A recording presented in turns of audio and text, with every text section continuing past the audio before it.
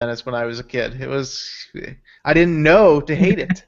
Yeah, I I was just like, didn't have yeah, the hate in my heart lightsaber. yet. So basically, what we could take from this conversation is that ICP is literally the Phantom Menace. Yeah, that's probably what the title of the movie was referring to. I mean, I think that's what it is. Yeah, man, I looked those guys up without makeup one day. Oh my god.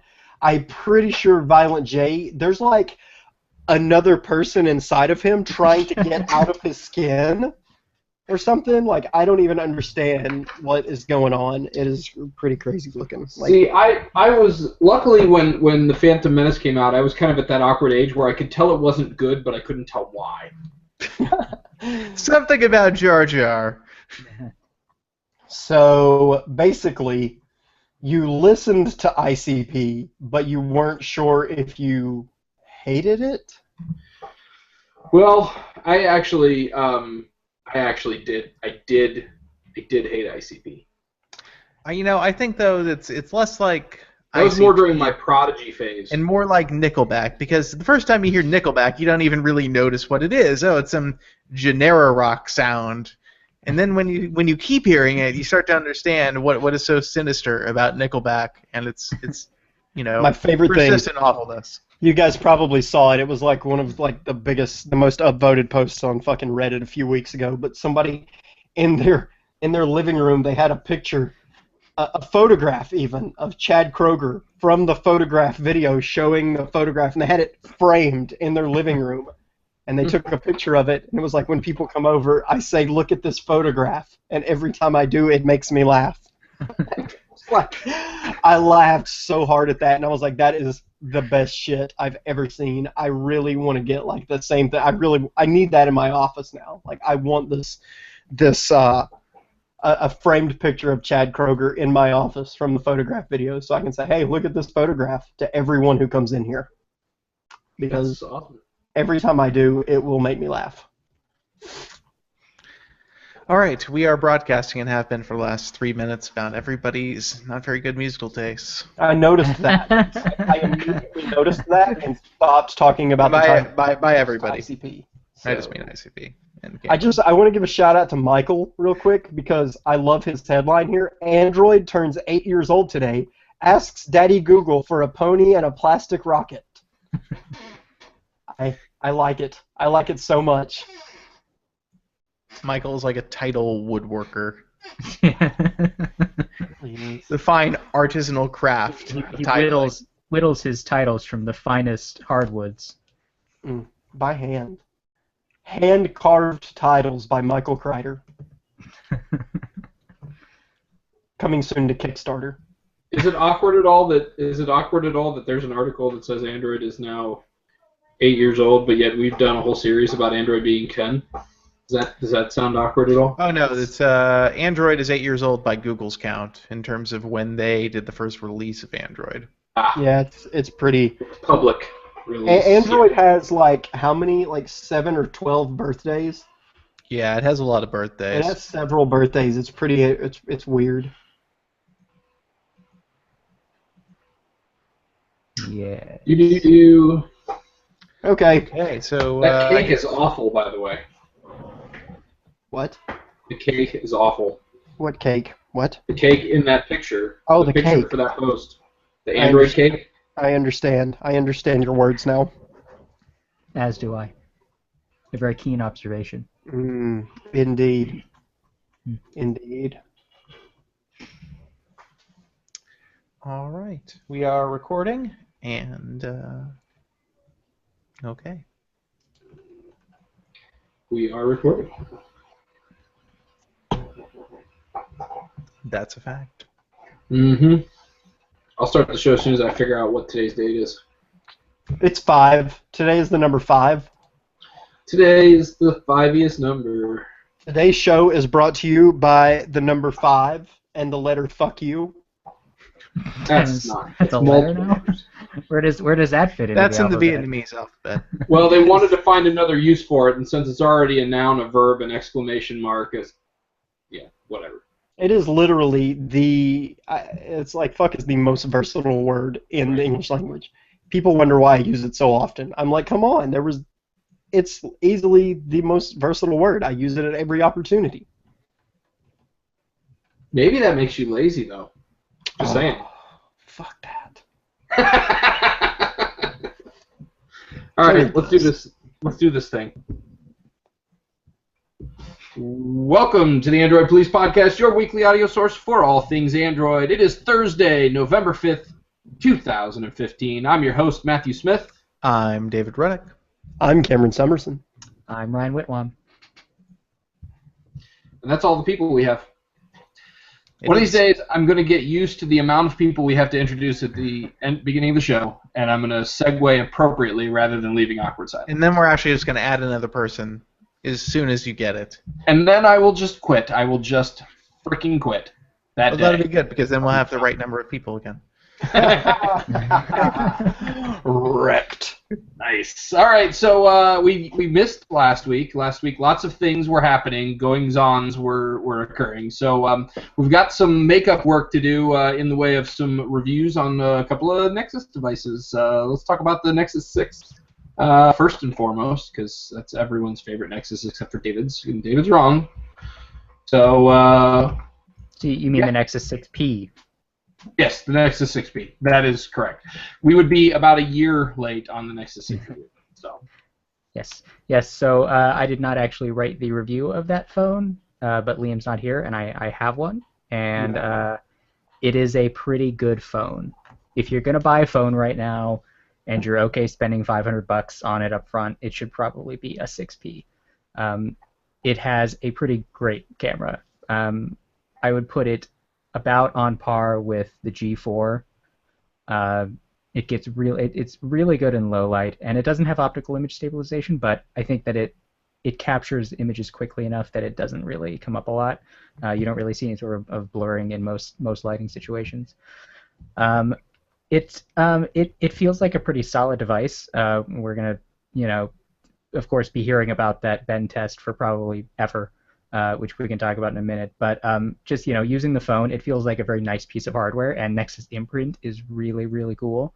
That the fingerprint sensor on the back, like it unlocks the phone in under a second when it's asleep. You just tap it, and it's just like, okay, you're unlocked, done. And so Liam, in his review, he was only getting about 3 or 3.5 hours of screen on time. I'm getting more on mine. I mean, I can let it go for, it'll run for about 2 days with 4 or 5 hours of screen on time, so it's above average battery life for me, at least. Some people are getting even more, but I don't know, they might be turning off a bunch of crazy stuff and just making the phone boring to use. Some people do that. But yeah, overall, you should probably buy that phone. And don't bend it in half when you buy it, some people want to do now. Yes, yeah. I believe the P is for pretty good. Yes. I like it. The P is for possibly bendable. Oh, Matt, you're going all garbly on us. Right. Yeah. So yeah, there have been a couple videos now of that one guy who said that he, it's a super crappy phone because he can bend it in half, but other people have taken videos of themselves trying to bend phones and they can't. It looks like he bought a new one just to prove to everybody that he can bend it. I'm just annoyed that people are bending phones. They're buying it. I'm gonna break this phone. Sucks for you, all those people who can't get their phones yet. And so it looks like he applied a lot of force to bend it. I don't know, but as long as you're not trying to break your phone, I think you'll be fine. Yeah. It's kind of like going to the store and buying an RC car and then seeing if you could twist it into your hands. Oh, it broke. It's the worst product ever. Yeah, the whole the reason that the original iPhone Bendgate thing happened was because people were just putting phones in their pockets, and the force of having it pressed against their leg was causing it to warp. That's a problem. Yes. But if your phone breaks when you grab it and twist it and push the screen out and snap it in half, that yeah, sure, I guess. It would be nice if that didn't happen, supposedly, but who cares? Yeah, and I don't think Google is planning on switching to titanium anytime soon. Yeah. I hope not. Yeah, me too, because tungsten looks much cooler. Titanium is it costs too many dollars. It does. It does cost some dollars. Yeah, maybe we can get that that super special gold that Apple makes with the atoms closer together. That's what it is. You got to put the atoms closer together. That's what Joni Ive says. He knows a thing or two. Yeah, so basically I think the gist is, first of all, if you put a case on your phone, then that's pretty much irrelevant. Second of all, there are not a whole lot of real-world situations that involve there being significant forces pushing down on the outside and in on the inside at the same time. It's not a real-world scenario that happens very often. So. Yeah, it's it's not gonna come up. To be honest, I mean, I just want to be legit I would here. say if you're an asshole who puts Ben videos of phones on the internet, you might want to pass on this phone. Because I think it's not going to meet your expectations. Yeah, so I watched the second video, the return video, and he makes a point to say, you should just know about the features of your phone. Obviously, this is probably not going to happen to you in the real world, but you should know all of these things. And then he put the inflammatory title on it. I think Nexus 6P is junk. So, question, with the Honda Accord I just reviewed, should I have crashed that into a wall for the benefit of the consumer? I mean, because somebody should have already done that for you. Well, maybe we don't trust them. You have to get it from an independent, reliable source. It just seems stupid to me. What do you think? It's one thing to expose like an actual design flaw, but calling this a design flaw is like, well, at some point things break. The given amount of force. The question of whether it's a flaw is, it's pretty clearly not a major flaw in this instance. Yeah, I mean, it's the same stupid thing that we deal with, like drop tests all the time. People get phones and like they drop them like a bunch of times in like different like ways and like onto different surfaces. And like, yeah, I get it. Phones will probably break if you drop them, but I don't think those tests really tell you anything about what it's going to actually be like if you own a phone and drop it. Yeah. I secretly think that Samsung invented the drop test because they had the chintziest feeling phones in the world, but they always did pretty well in the drop tests. So they had a high bounce factor. Yeah. They just invented that whole thing. They made it popular to make their phones not look so bad. I regretted saying this the first time I said it, but Samsung phones have like that getting hit by the car and your shoes, flying off effect. It just flies away as impact occurs. You know what test I miss though? I miss the guy who used to pee on phones. You remember him? Yeah. I missed that test. Like, whatever happened to that test? I don't know. We could start doing that. I mean, I feel like I should. I'm like, the Nexus 6P is garbage because it stops working when you urinate on it. The P is for pee. The Nexus 6P. I mean, come on. Perfect. The video titles itself. I don't even know what I'm going to do. What do we do with the 5X? Ugh. I don't know. That sounds like it might get dirty. Yeah, it's not PG, that's for sure. No, Paul George. No, it's not. It's not him. Hey, speaking of the Nexus 5X, we haven't talked about the review of that on the show yet either. So, Ryan, this one you actually did write the review on. I did. So hopefully you could be super insightful right now. I don't know about that. Okay, so the 5X is a pretty good phone. I think people were really kind of stressing that it's only a Snapdragon 808 and 2 gigs of RAM, whereas the 6P is an 810 and 3 gigs of RAM. Oh, and I should point out about the 6P, the 810 in it does not get super hot. I don't know what Google and Huawei did, but that chip seems totally fine this time. So that's nice. So the 5X is an 808. Previously, some phones have used that just because the 810 was really running hot. I guess this time they did it just to be cheaper and to sort of separate the two products. So I don't have any performance issues with it. It's been fine. Multitasking has been fine. But I assume that's largely thanks to Marshmallow being smarter about memory stuff. All of the weird stuff in Lollipop seems to not be a problem anymore.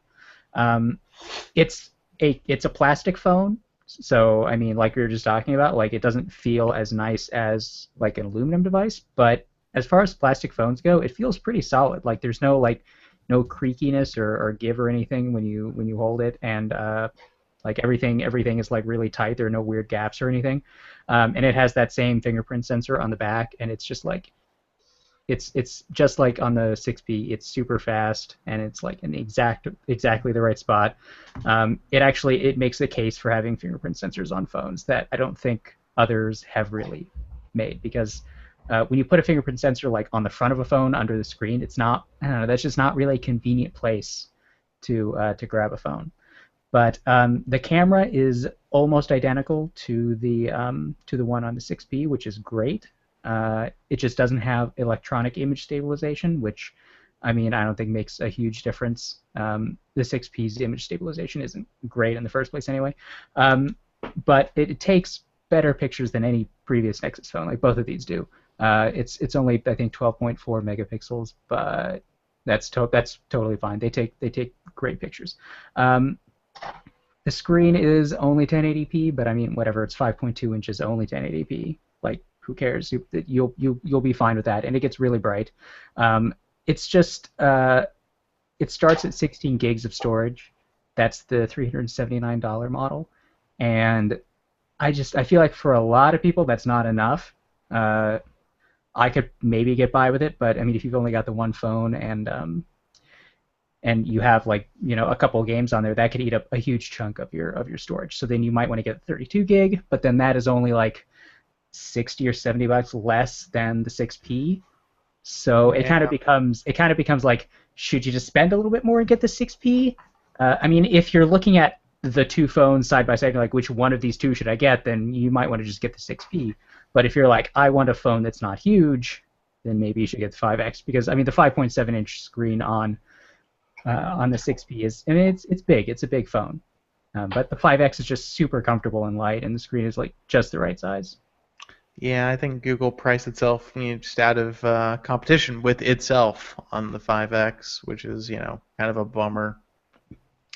Yeah, I mean, I can just see people buying it because it's smaller, though. I mean, I think a lot of people would actually be pretty happy with it as you know, as a flagship kind of smartphone. You don't need to stress about what the specs are or how it compares to the 6P. It's just, you know, it's good by itself in a vacuum. All right. So, does it bend? You know, I haven't tried. I'm sure it probably does bend a little bit, but it's not made of aluminum, so it probably doesn't. It doesn't deform. But I'm sure if we can just order 3 or 4 of them and just start breaking them on video, and, you know, see how that goes. Guys, there's actually a Nexus 6 Bendgate troll in the chat. Wow, that's impressive. I just realized His name in the chat is Steve Jobs. I see. Is he trolling for any particular company? Maybe he's just in character. I'd be okay with that, actually. Actually just said my face when my Amazon Fire phone is unbendable. Man, the Fire phone. It's my favorite. That's It can't my be daily bent carry. because you don't actually have one. You can't bend fire. Oh. And Well, unless you're a firebender. I was Yeah, going to which say, yeah. Prince Which, Zuko, you know- I think you can. I think you just got debunked. Yeah, totally debunked. In fictional shows, you can bend fire, so I guess it's real. Man, I wish Right. I could bend fire IRL. So, okay, this is probably a little bit self-serving. Let's advertise about the fact that you could download podcasts to people who already download podcasts. Yeah, but- well, you can't yet, but soon, maybe. Soon, yes, soon you'll be able to download podcasts. Google Play Music, going to have podcasts soon. I know of a couple of podcasts you should probably download. I know of one you should probably stay away from. Interesting. Oh, I'm just going to leave it at that. I'm not even going to go into any details. Yeah, so we've already uploaded the AP podcast and it got approved, but Google hasn't said when they're actually going to make these available to people. Well, I'm sure it's going to be an absolute boon to the Android Police podcast listenership. Well, you know, I imagine more people are going to be using the Play Music app now that YouTube Red is a thing, and everybody's like, well, I guess I have Play Music too, so guess I'll open that app. Yeah, fair enough. So, you know, while you're in there, you just download some podcasts, I guess. Yeah. So I feel like this. I feel like what this means is that Google Reader has been rolled into Play Music.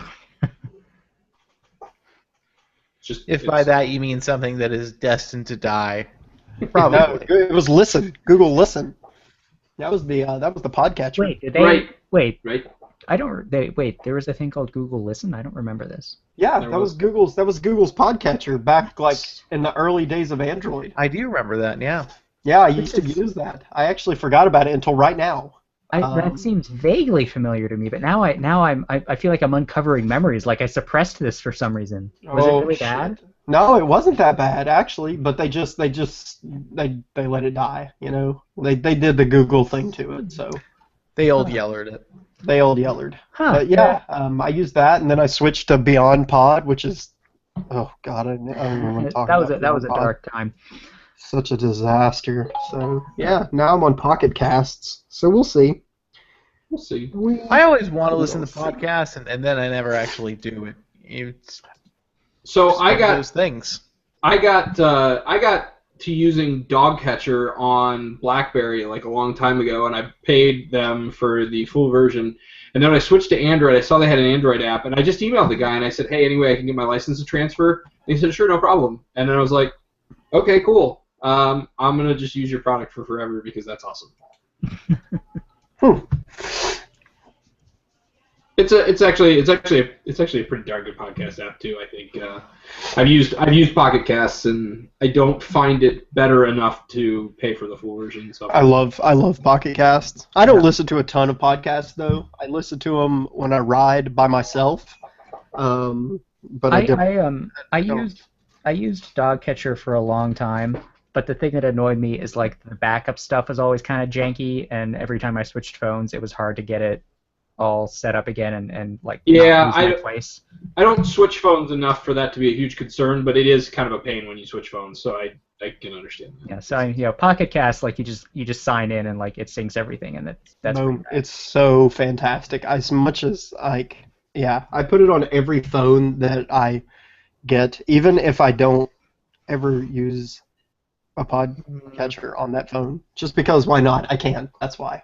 Most of the one of the main reasons that I really liked using Dogcatcher was because it had variable speed playback, and nobody else really did for a really long time. But now, like, I'm pretty sure Pocket Cast has it now, and they also have Chromecast support. So does Dogcatcher. So that really, like, as far as those two are concerned, like, if there's any one little thing that you find that differentiates it, then just go with that one. They mostly do all the same stuff, just look different doing it. Also, fun fact about Google Listen, apparently, its icon was very similar to the current Play Music. Yeah, it was headphones. It was the same, and they were also goldish yellow, right? Yeah, they were at a different angle though. They weren't straight on. They were like at an angle. Yeah. How about that? I used to use that on my OG Motorola Droid. Yep, the good old days. The only time I download podcasts, I'm going to be on an airplane for a long time. We're doing a really long drive. That's really it. I don't know. I being from the ADHD generation, I just can't focus long enough to listen to like an hour-long podcast. I find it very difficult. The podcast that I pretty much only listen to one podcast, and it's like 25 minutes long, so it's perfect.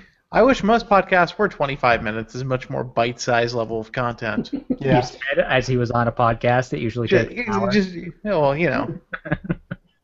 Hey, I think that's the show. Our first two episodes, our dark episodes, were about 25 minutes. Yeah, I think they were. We ran out of things to talk about. Because it was just me and you, and you're kind of boring, and I'm kind of boring. So yeah, it's definitely boring meets boring, sort of. Hey, some words. Some words. That's good. Yeah. All right, so let's move on. We got some interesting carrier news. So obviously, T-Mobile for a while now has had these cell spot routers that you could buy that would allow you to prioritize your T-Mobile packets over all other packets to get cell phone signal through your Wi-Fi not cell phone signal, but you do Wi-Fi calling through these routers that they give you really nice routers for virtually no money dollars. Yeah, that was a very flimsy pretense to give people routers and make them happy. Yeah, but you know what though, it's a nice router. I'm pretty happy with mine. Unfortunately, I feel like I'm probably gonna have to give it back at some point when they realize they don't have a T-Mobile line anymore. Wait. So they didn't like charge you for it or anything when you.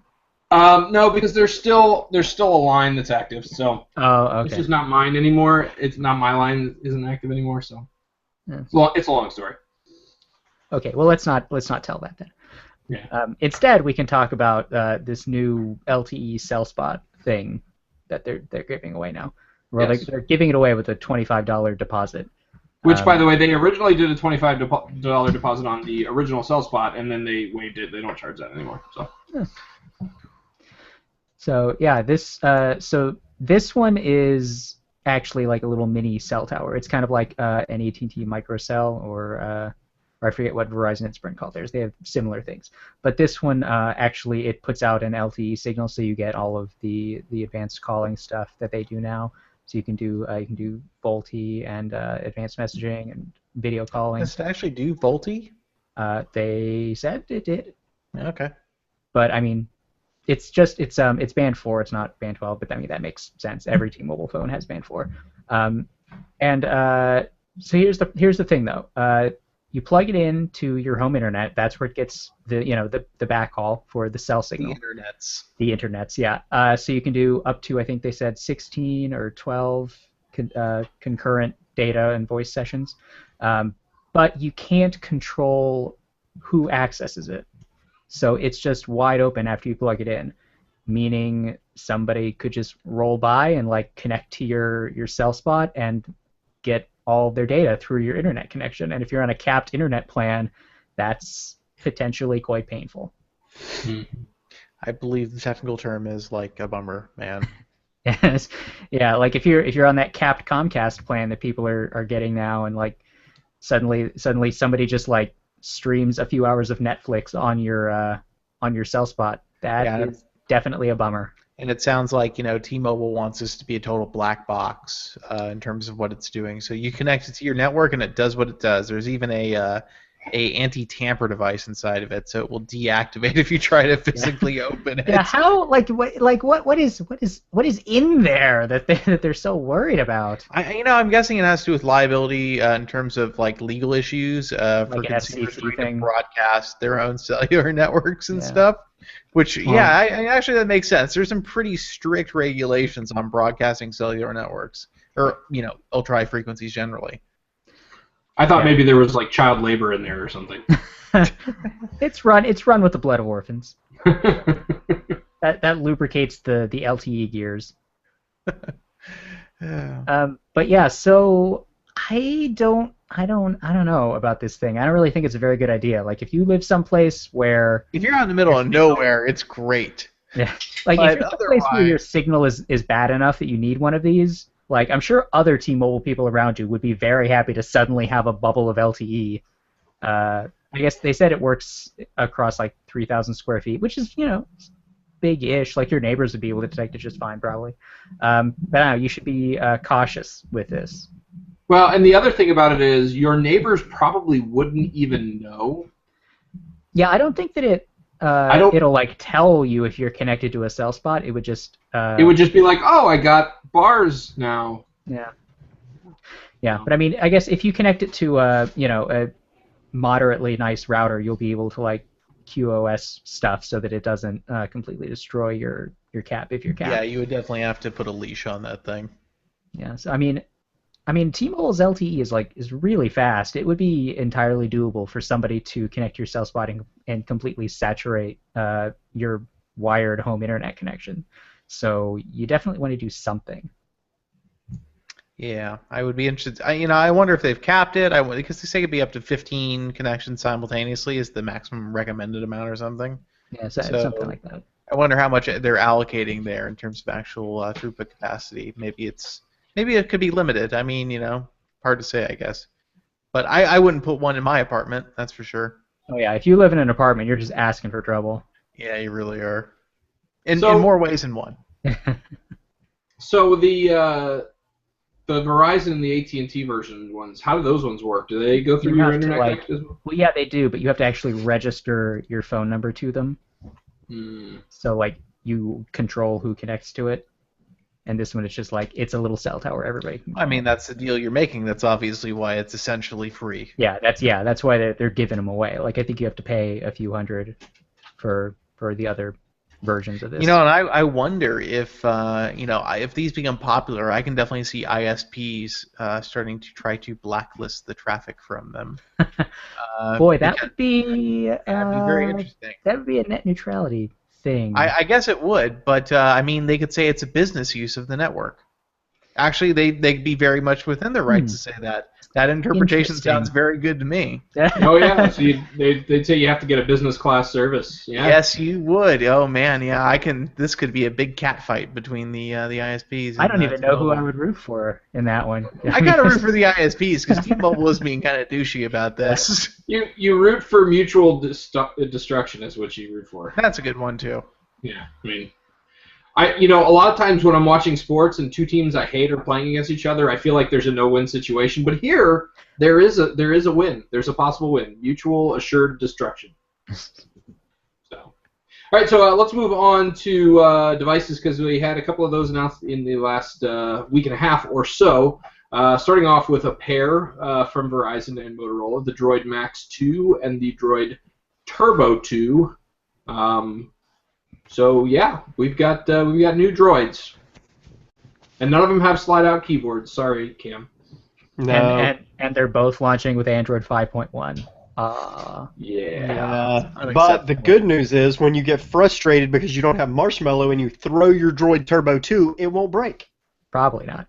And you might not even be able to bend it in half. It's a shatterproof screen. Although when they were messing it up in that video, like they did damage the screen. It had like that weird dent in it, but it didn't technically break. So the thing that got me for a second, I was when they announced it was shatterproof, I was like, wow, I wonder what they did that was so amazing. And then I realized it's all plastic. Yeah, it's duh. Okay, plastic, never mind. It's a plastic shield on top of the glass too. Like you can rip that off. There is no glass. As far as I'm aware, there is no glass on that display. On top of whatever the under layers. Like you can rip the plastic layer off, and that has the Verizon logo on it too, so you can unlogo your phone. But then you're exposing things you're not supposed to. And the screen will probably be all scratched up and weird. Yeah, but to be fair, I bet you that you'll be able to get that plastic sheet on the top for relatively cheap from phone repair places. Possibly. But yeah, so I mean the Turbo 2 also has Moto Maker, so you can do a bunch of different customizations, just like with the Moto X Pure. And if you buy the 64 gigabyte upgraded version, they'll let you swap it out once in 2 years, in any time in the next 2 years to get a different design, which is kind of cool. And then it's a Snapdragon 810 phone, 5.4 inches and 1440p AMOLED. Otherwise it's very similar to Motorola's other phones like the Moto X, except it has a couple of extra Verizon things on it, and also it'll never get an update because Verizon. Ha ha! Ooh. Yeah. The Max 2 is what? The Max 2 is basically the Moto X style, isn't it? The Play. The Play. That's what I meant. That's what I meant. It's the Snapdragon 615 thing and the big battery, but Snapdragon 615. So. Yeah, and then Android 5.1, which 615 gross. Yeah. If HTC can do it, you guys can do it. I mean, and I can still say it's gross. It's not even the bad thing is not just that it's 5.1, it's that it's 5.1 on a Verizon Droid, which always takes forever to get updated. And it's just it's sad for these phones. Forever. Yeah. Forever. 5 ever. 6 never. All right, so let's talk a little bit about the Galaxy View, the ginormous 18.4-inch tablet from Samsung that was officially announced this past week. And is it a compelling device that you might use, say, to watch videos when you're camping? I mean, Definitely. That's totally what I'm gonna do. That was that last little ending part kind of got me. Watch videos when you're camping. That's right. Yeah, I I mean, wasn't, hey, At which point you set it on fire. it's got a handle, so I mean, Yeah. sure. It's Perfect made for tossing. playing games in the car. Remember? We talked Games in the about car. this. And this thing is just so bizarre. It's the sort of product that only Samsung would make. Nobody else has Can like a tablet be yuppie-ish? Because I think this is the yuppie-ish tablet. I think Like it it's- can. I think yeah. that it's. I think it can. Not only can it, but I think this is it. This tablet is the guy who wears a fanny pack to Disneyland because he doesn't want to get pickpocketed. Oh my He god. buys like a $60 fanny pack for the $80 he's putting in it. That's a Samsung Galaxy View. this is the designer fanny pack of tablets. It is. Oh my god. The designer fanny pack of tablets. You know what, guys? Let's just call it a day because that right there was. That's the best part of the show. Also, it's 1080p, which is a disgrace. Yeah, it's I don't even understand what they want people to do with it. Like, I know they said a lot of things about like how you can use it, but I just don't. None of it makes sense to me. I don't understand how anyone would look at this and think that's definitely something I should buy and incorporate into my life. Yeah, it's for consuming endless amounts of content, so then you can then get content diabetes.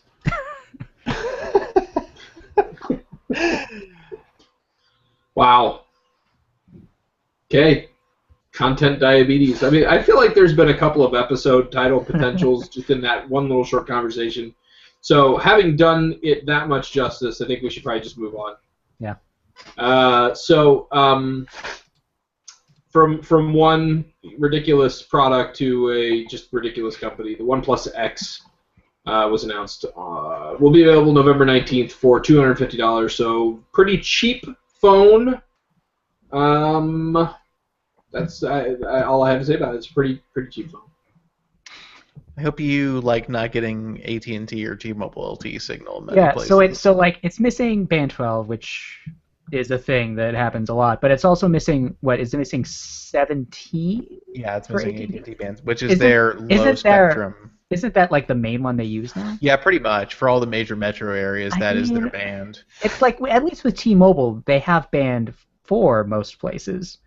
But to just say, hey, we're just not going to have AT&T's main LTE band, and they're kind of the biggest carrier in the U.S. that this phone works with. So sorry, guys. Yeah, it's super weird. doesn't really make any sense. It doesn't. I mean, if you live in a strong area with a secondary LTE band from AT&T and you don't really leave that area very much, okay. But AT&T's remaining edge network, you don't want to be on that anywhere. It's awful. It's really terrible. You mean 3G or? They don't usually have a whole lot of 3G LTE overlap in rural areas. It's usually 4G or edge. So, yeah. Yeah, so this strikes me as a very odd purchase, especially when there are things like the Idol 3 and the Moto G. I don't know why you would buy this, really. The answer is you won't. So Yeah, they won't let you. At least not at first. You have to do the invite thing, just like with the OnePlus 2, and then I think they're going to have open sales for it later. They said, maybe. I don't recall. Yeah, they did say that. But yeah, this phone, there's no even good reason to think that it's going to get chipset support beyond Marshmallow. It's an 801, which is, I mean, it's like fine performance-wise, but it's very old now. Like that was that chip came out, more than a year ago. That was like what you got in high-end phones, but like Qualcomm isn't going to keep supporting that forever. Yeah, they're definitely not. I mean, I guess they're thinking some people don't care about OS version except the people who buy their phones. Yeah, when you market almost exclusively to enthusiast users, you do need to be aware of software updates. Oh, OnePlus. Yeah. Oh, but there's also a limited edition ceramic model you can get. They're only making like 10,000 of them, and it's a lot more expensive. So don't. Oh boy. Because OnePlus really has that brand cachet to pull in those special edition dollars. Yep. I mean, I guess there's going to be a mystery flash sale for the ceramic version where it's just $300 if you act now. Probably. Oh God, what a Ultra limited quantities. ultra limited. Ultra. All right, so let's move on. We've got several voicemails and emails, but also we got a product review for the HTC One A9, which was also last week. So, David, your thoughts quickly, because like I said, we got a lot of voicemails. So, Oh boy. So the 1A9 is pretty good. The camera is okay. The camera is not very good at night. I mean, it's supposed to be, I think, the same camera as the 1M8 Plus or something. It's not a very good camera. It's just okay. The battery life is totally reasonable. I think Marshmallow and Doze mode make a huge difference for these phones with small battery capacity. 16, I was like, Cameron, so rude. But the rest of the phone, the battery life is pretty decent. Surprisingly, I mean, if you use it a lot, I mean, maybe if you're only on LTE, you can get like 3 hours screen on time or something like that. But anything more than that, probably not on LTE only. But on Wi-Fi, I got like 4 hours, so it's totally decent. The size of the battery, the advertised size, definitely belies the actual battery life. Feels pretty quick on Marshmallow. I like the feel of the phone. It feels nice. It's nice and light. It's the right screen size. It's a little bigger than a 1M9, I guess. I said 1M8 earlier. It's 1M9 I meant. But it's also lighter and it's thinner, so it doesn't really feel that much bigger to hold in some respects. The screen is a 1080p AMOLED panel that I think is pretty good. I definitely like it. It seems good for this phone for the price at $400. The big issue with this phone is it's going to go up to $500, and that in some markets abroad it is already pretty expensive. And at $500, if you're telling me this is worth the same as a 32GB Nexus 6P, you're wrong. It's that's just insane. not. It's silly. HTC, I think, they want that $500 MSRP for the carriers and for people who are getting it subsidized in some way or doing monthly installment plan payments. But on the unlocked market, they're absolutely insane to try and ask $500 for this phone. It just doesn't make any sense. So yeah. Great. So yeah, there it is. It's an okay phone, but don't buy it because it's too expensive. That's what I got from that. Yeah. Also, there was that rude interruption there in the middle. Sorry. Yeah, what was that all about? Yeah, Yeah, that was the phone's fault, probably. Somehow. It was the phone. I thought it was muted, and then there was this video thing, and it was not muted, and I was like, shit, neither is my mic. So it was kind of the perfect storm of things not being muted when they should have been, and that's what happens, Things just get out of hand. All right. Well, let's move on to voicemails. As usual, I'm imagining that my lack of prepping David for this moment has probably left David unprepped for this moment. It absolutely has, Matt. Okay, well, here's the good news. Did you say hazmat? Wait. The good news, though, is that while David is figuring that out, we can read the first line of Google's transcription of this voicemail because it's pretty great. It says, let's just say that Google Voice hold on. isn't very good with Australian accents. It says, "Hello, boy." No, yeah, hello, boy. It's your ass trying to listen, Oregon. Yes. That's fantastic. Yes. I'm happy My that Google. ass is trying to listen. Yeah. Like, damn it, ass, how to even? Oh man. Oh It's boy. Adam from Sydney Festival of the Charlotte.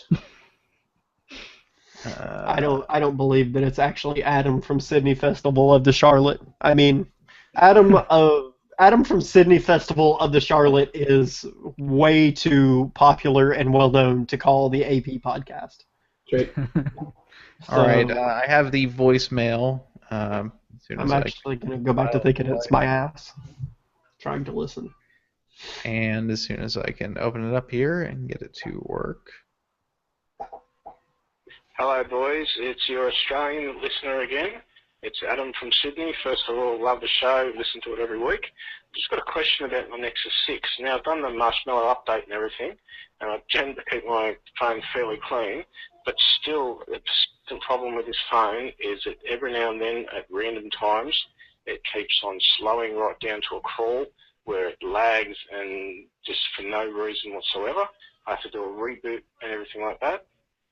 The other problem that I've got with it is inconsistently the Bluetooth won't connect to my in-car stereo. Just out of the blue, when I go to make a phone call, it'll just drop out, and it takes a few seconds to come back in.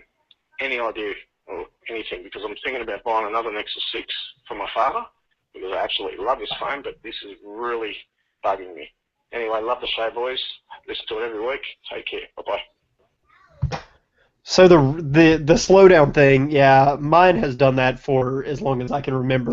It does it worse on Marshmallow. Like below 50%, it gets really bad sometimes for me. And it's See, I totally still haven't random. noticed that. I still haven't noticed that. But when I do the same thing, if it starts to slow down and get all shitty, I reboot it, and then boom, it's fine. It kind of pisses me off, but I've gotten so used to it, it pisses me off significantly less than it used to.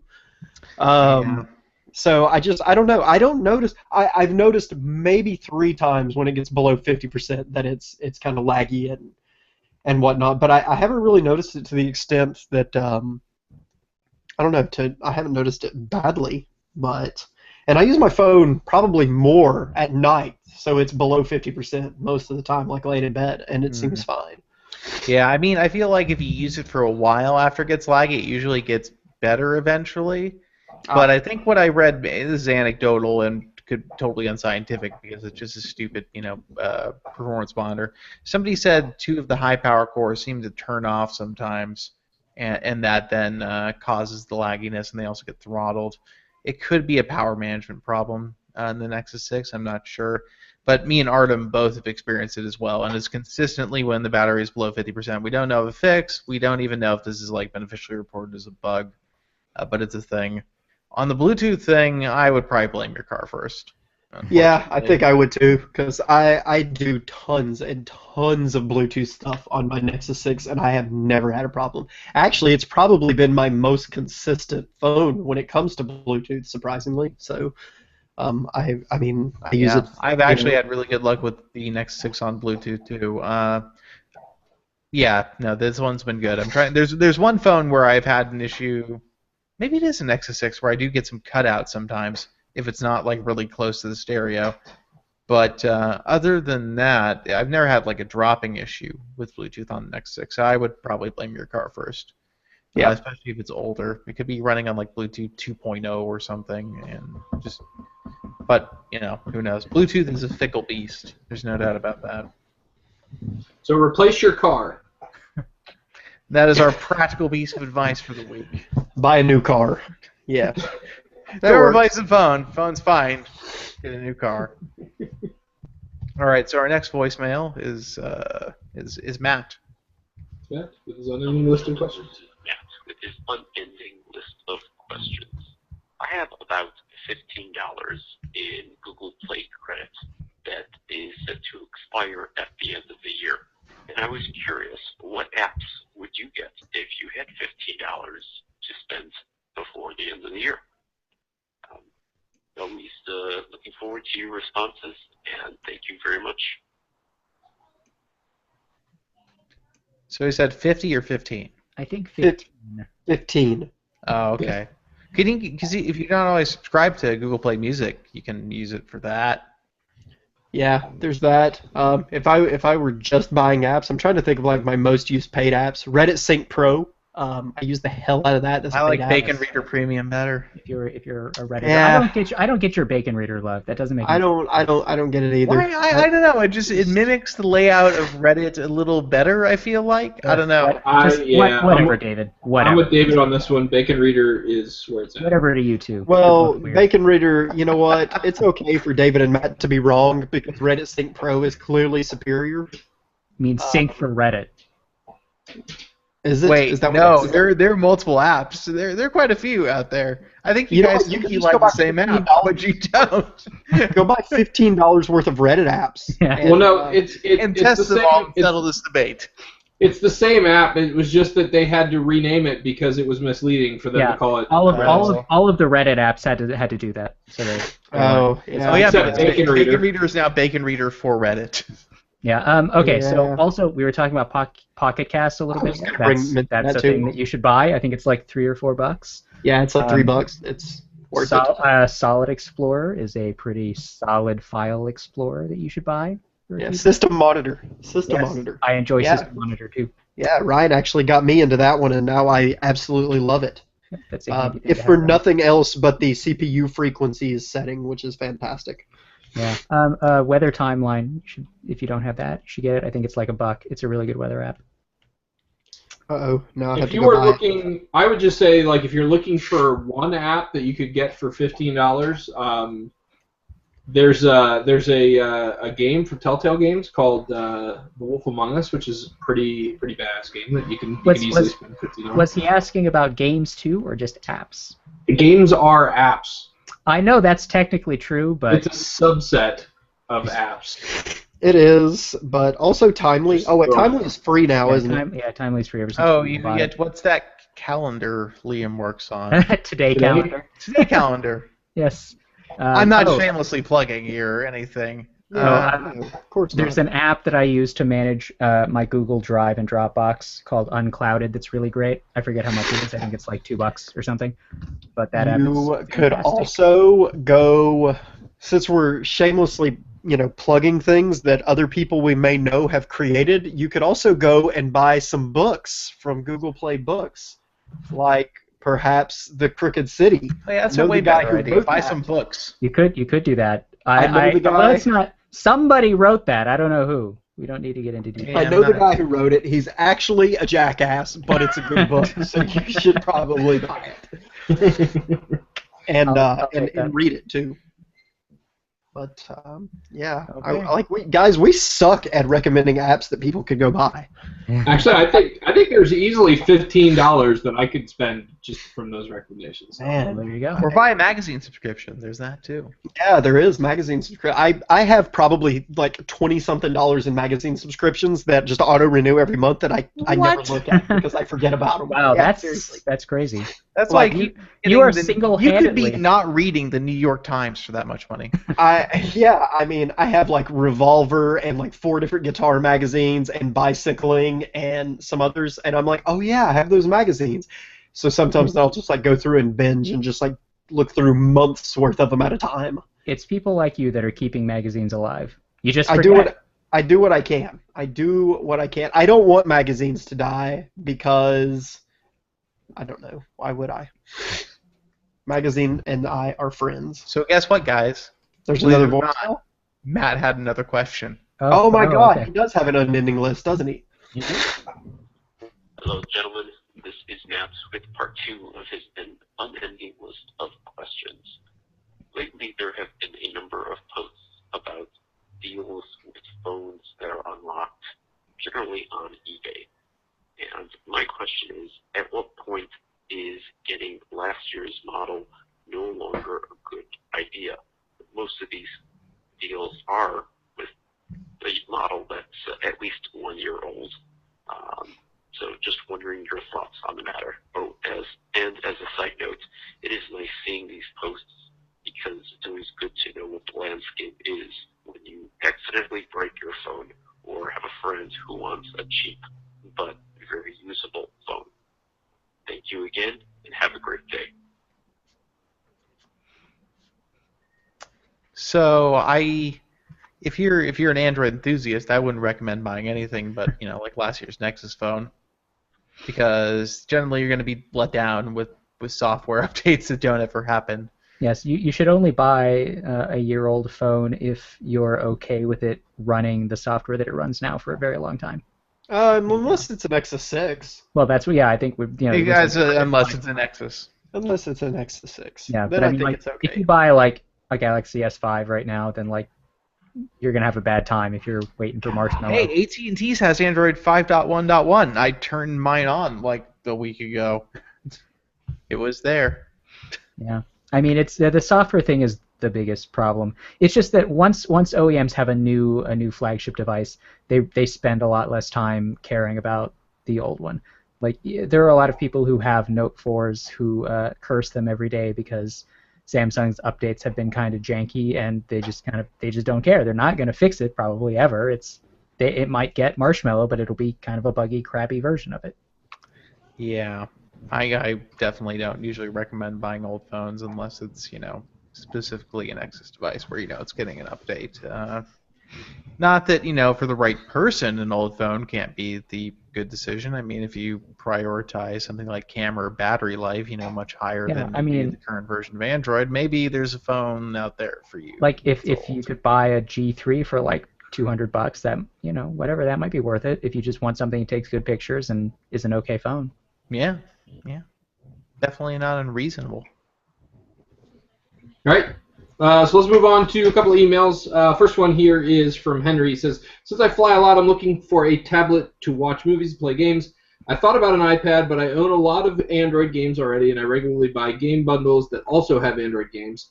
My question is, if you guys were to buy a tablet in the next month, which one would you buy? It would be good for movies and games and have a big screen. Thanks. I think what you need is the Samsung Galaxy View tablet. Yeah, it has a handle and everything, so it'll be really easy to carry on the plane. Right. You also need a campfire. Yeah, that actually I think will get you arrested. So they frown on campfires. That's all they do. They frown on them. but like this campfire makes me sad. But like if you do set a fire on a plane, please don't tell them that we gave you the idea. Yeah, because they're tired of all this motherfucking fire on those motherfucking planes. That joke, maybe not in the best taste at the moment, unfortunately. Okay. Yeah, a new Android tablet. If you really want a good Android tablet and you're like, gung-ho on Android tablets. Oh, David. Just wait till the Pixel C comes out. Yeah, I was going to say the same yeah, thing. But that's going to be a $500 tablet. If you're okay spending $500 on an Android tablet, cool, go for it.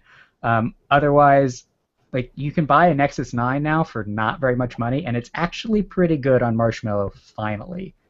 I have had almost zero problems with it, with mine. Marshmallow, the great savior. Or, maybe just hold off for a couple of weeks because I'd wait for it. If you really want it, just get the Pixel C. It's going to be, because anything else you gotta get is going to be inferior in some substantial way. Maybe. If you can justify $500, I bet that's going to be the best Android. Yeah, if you could justify $500, go for that. But if you only want to spend a couple hundred, maybe wait and see what the next couple of weeks brings. Oh, I get what you're saying. Wink, wink. Wink, wink. Just wait. Just wait and see what happens. If you want something he wants a big screen though. It depends I think it's gonna be waiting that couple weeks. It depends on how big. How big of the screen. I'm gonna guess anything under 9 inches in this case. Yeah. Be considered a big screen. I think the 7 to 8 inch range would be too small for this stipulation. Okay, well, we'll see. Otherwise, I'm gonna go with Nexus 9 if you want something right now that's not incredibly expensive. Otherwise, wait for the Pixel. The Nexus C is like a twisty, bendy bag of disappointments. It's just not very good. So we have a few more emails. Yeah. Let's stop arguing about tablets. Okay. All right, so this one is from Rob. He says, hello, been listening to the podcast for a while, and I'm in the market for a new phone, so it seemed appropriate to ask for a suggestion. Looking for a new phone on AT&T, currently on a OnePlus One. I'm over the hype. I own Nova Prime and like Google Now launchers, so manufacturer skins aren't the end of the world to me. So yeah, he's looking for AT&T device. He is intrigued by the LG V10. Yes. Cameron is intrigued by this phone. I love the LG V10. I'm reviewing it now, and I think it's badass. I thought my quick thoughts on it are, I thought that the second screen thing was going to be just something stupid to annoy me, but I've actually gotten used to it being there, and I kind of like it. I don't think that it's something that would convince me to buy this phone. But the 5.7-inch portion of the display, the main display, is very nice. It's got a great camera. It's got the same camera as in the G4, so it's a very good camera. It feels great, super premium. I love the stainless steel rails on the side. The back is fucking amazing. All in all, I never expected to like it as much as I do. So I actually do recommend. So that's maybe a good choice for him. He also mentions the G4. I like the V10 and the G4 are pretty similar. Like if you want a little extra screen. That's true, and for that, you could probably get the G4 for cheaper than the V10. So that's the big question. That's the big thing. Is it worth the extra money to get the V10? It's got 1 extra gigabyte of RAM, and then the little bit of extra display. It's a little bit bigger too, because I think the G4 is a 5.5-inch display. This one's 5.7. And let's see. And he says he's also looking at the secondary display. He's looking at the Note 5 too, which is fine. The Note 5 is a good phone. The Moto X or the 6P. The 6P might be too expensive, though. Yeah, you can get the Moto X with a payment plan from Motorola. So that's actually a pretty good good They deal. do interest-free for like 6 months or something. So it's, yeah. So as long as you pay it off in a couple months, like you don't have to pay any interest or anything. The 6P you can only get financed if you're doing Fi. So yeah, I mean, the Moto X might actually be a really good deal because you can do all the Moto Maker customization stuff for free, and it looks really cool. And and it has an SD card. Just practical question here. I don't understand what makes the 6P a stretch if he's also considering the V10. V10's more expensive. Well, the V10 you could buy from the Note AT&T, 5 right? for that matter. you can do both those on a Nexus plan. You can get those from the carrier, like 6P. Well, yeah, I guess. I mean, if you're stuck on AT&T, so Project Fi is not an option. Yeah. And 6Ps, yeah. Well, I mean, like we said, if you're in America, I'm tempted to say just put it on your credit card and pretend it's a payment plan. We said 20 minutes ago that if you can swing a 6P, you should probably get a 6P, and that's still true. Like if you can come up with a way to buy that, and not be like starving for 3 weeks, then you should get that phone. I don't even have a 6P, and I definitely agree with that. Although I like I said, the V10 is definitely not a bad option. I really like the V10 will be fine. It has Lollipop though, and I mean you're gonna be Marshmallow's so much better. Yeah. I wonder how long it's going to be before LG has done pretty good about getting reasonably timely updates. What's funny about LG's updates? They did the same thing last year. And a few weeks ago, they're like, we're the first to have Marshmallow on our flagship phone. And then in tiny text after that, in Poland. Sorry. It's in Poland, and it's what, on the G4? In Poland, and nobody listens to Polish people. And it's going. So it's fine if everything's totally broken. And they did the same thing on the G3 last year, and it still took months to actually come to any place else. But they're like, no, we're first. So we'll see. We'll see what happens with that. Honestly, the biggest thing that I miss, my Nexus 6 is on Marshmallow, so the biggest thing that I miss from Marshmallow is Doze mode. That's what I miss on the V10. Doze mode is magic. Oh my god, it's amazing. So other than Doze mode, I don't really care about Marshmallow versus Lollipop. I just don't. It's just not. Marshmallow's so much smoother and more refined. Doesn't have as much jank. Well, that's true, but when we're fixed. When we're talking about a customized, a manufacturer customized device, it doesn't matter if it's Lollipop or Marshmallow. I think it does. It's gonna have jank. It's gonna have bugs. It's not gonna be as smooth as. I don't know. I feel like Lollipop is historically going to be one of the most bitterly remembered versions of Android, and Marshmallow seems to fix so many of the performance problems. So I don't disagree with that. I don't disagree with that, honestly. And I don't think the manufacturer skin is going to mess up. I mean, HTC has manufacturer skin on the M9 or the A9. It runs great. It's fine. We'll see. We'll see what's up. We'll see. So yeah, our recommendation is 6P, kind of unanimously. If you can swing it. Otherwise, none of your other choices are really bad. Yeah, I mean the V10 is the value option because you get the big ass SD card that comes with it. That's true. You won't be able to get full power out of it until Marshmallow. But if you buy it now, for I think until the 15th, you get a 200 gigabyte SD card and an extra battery plus an extra battery charger. So maybe you won't need Doze mode because you'll have 2 batteries. If you want to be that guy. Hold on, I have to turn off my phone. Doze mode, you'll have Doze batteries. Oh my God, you are fired. That was terrible. That's hardly the worst one he's done. I don't know why. I don't know if we can fire him now. I was just given the privilege to be able to fire people in real life, so I'm using it. And just in case the fact isn't lost, like to get a SanDisk 200 gigabyte micro SD card is like $150. Assuming it's a SanDisk. That's probably who knows. not. But It's Jose's Jesus, man, this SD phone card. already has 64 gigabytes. It's actually 2 100 gigabyte cards taped together. This phone already has 64 gigabytes of storage, which is also worth noting because 64 gigabyte phones, compared price-wise, yeah, it is. All It is. right. All right, well let's move on. We got an email from Robert. He says if you could get a 32 gig Nexus 6 for $350 plus tax, or the 5X 32 gig from the Play Store, which would you prefer and why? Sounds from your previous podcast, you all are satisfied with your current N6s. I'm looking to go from an N5 to something newer, and size is an issue. So best bang for the buck. Which would you go for? Ooh, it's a tough one. I'd go for the Nexus 6. I would think I'd probably go with the 5X. I'd probably go with the 5X too. Yeah.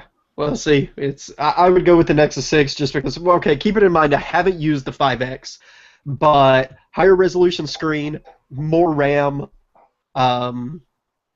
So I mean, it gets my vote. Bigger screen. You know what I think it comes down to is like if you want to have a bigger phone, like get the Nexus 6. Like that's a really that's a cool experience if you're down with like the phablet thing.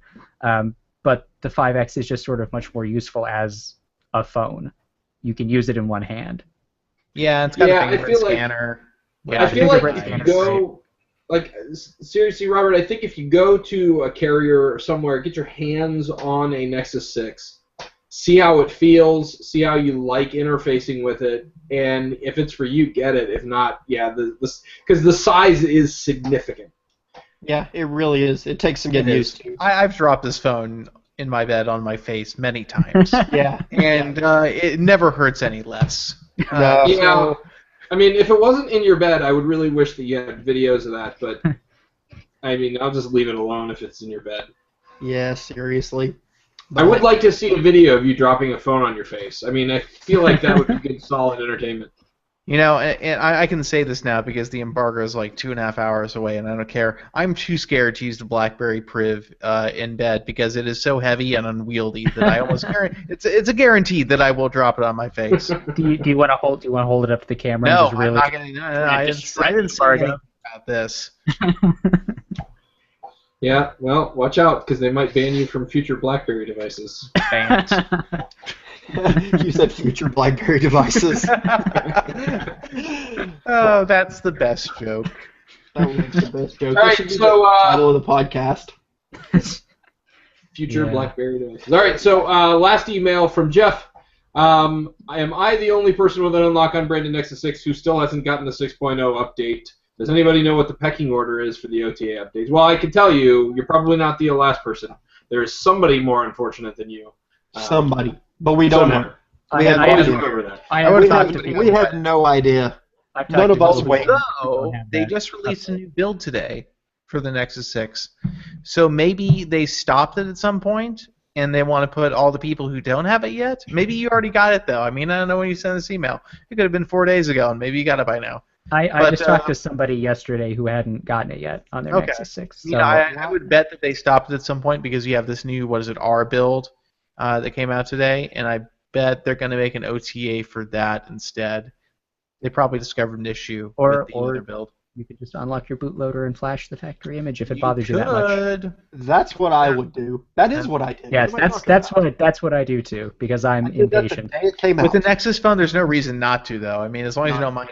I mean, for those of you who don't wipe user data, which uncivilized, but absolutely uncivilized. It is. That's how you get Artem's luck. Uncouth. To skip the flashing of the user data, but if you're willing to do that, just go ahead and unlock your bootloader. I mean, what your warranties probably already expired at this point anyway, so not a big deal. Unlock your bootloader. It doesn't hurt. All the cool kids are doing it. No, I'm trying to give some sort of peer pressure here. I can say personally that I've not unlocked the bootloader on my Nexus 9, and I still haven't gotten my OTA either. So Yeah, I had not unlocked the bootloader on my Nexus 6 until recently. So. So, all right, that's it for this week. If you want to get a hold of us, you want to leave us a voicemail or an email or anything like that, any form of communication, you can get across to us. Whatever, it works. Podcast@androidpolice.com. That's the email address. Also, you can give us a call at 530-HELLO-AP. That is 530-435-5627. You can also find us on Twitter at Android Police, on Google Plus and Facebook. And if you can't find us, you should check your internet connection. Right. All right, I'm going to go ahead and, I guess, stop the broadcast, even though people are going to be like, what?